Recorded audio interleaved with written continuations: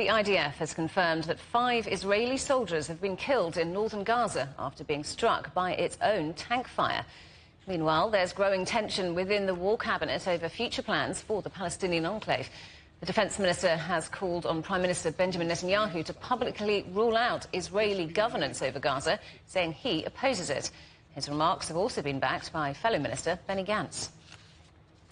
Well, let's talk to our correspondent Martin Lowe, who's in the Israeli city of Sderot. So, Martin, the death of 5 Israeli soldiers by Israeli tank fire. How significant is this admission from the IDF? Well, the IDF does have a policy of always admitting when it is involved in friendly fire incidents, and this does tend to bring them under extra scrutiny. But what they're saying about this particular incident is it happened in the evening when it was dusk.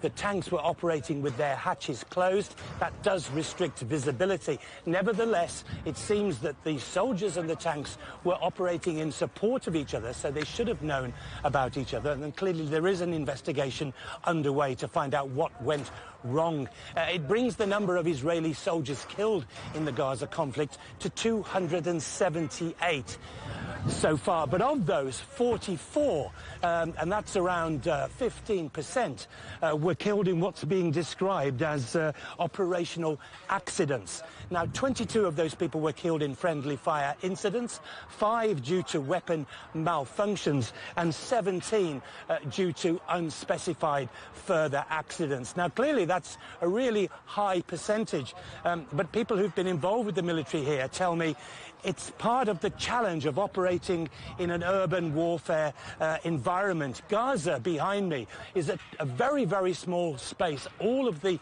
action is confined, and what they're saying is that when troops are operating so close together, rather than in an open battlefield, that's when accidents and mistakes are more likely to happen. And we're seeing increasing divisions within Israel's war cabinet over future plans for Gaza. What does that mean for the Prime Minister Benjamin Netanyahu?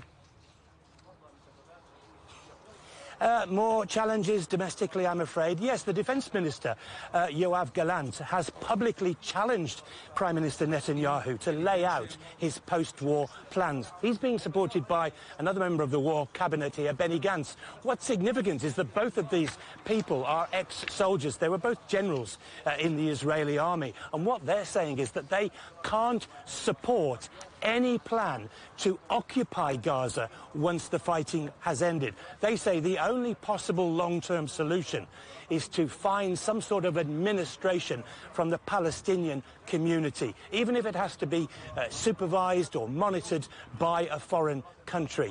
Netanyahu, in reply, is saying he certainly could never accept another Hamas government. Hamas is the militant group that the army is fighting, but its civilian arm was the previous administration in Gaza. Netanyahu is also saying it wouldn't be acceptable to him to have the Palestinian Authority take control. That's the body that runs the West Bank, the other Palestinian enclave. And Netanyahu says it is only after the total destruction of Hamas militarily that he believes it is the time to actually select a civilian government to put in place in Gaza. But there is a lot of concern about this, both from within Israel and outside, particularly the US. They're saying this absence of a detailed plan at this stage is creating a vacuum, which, as we've seen in Jabalia behind me, Hamas is only too happy to regroup and to fill.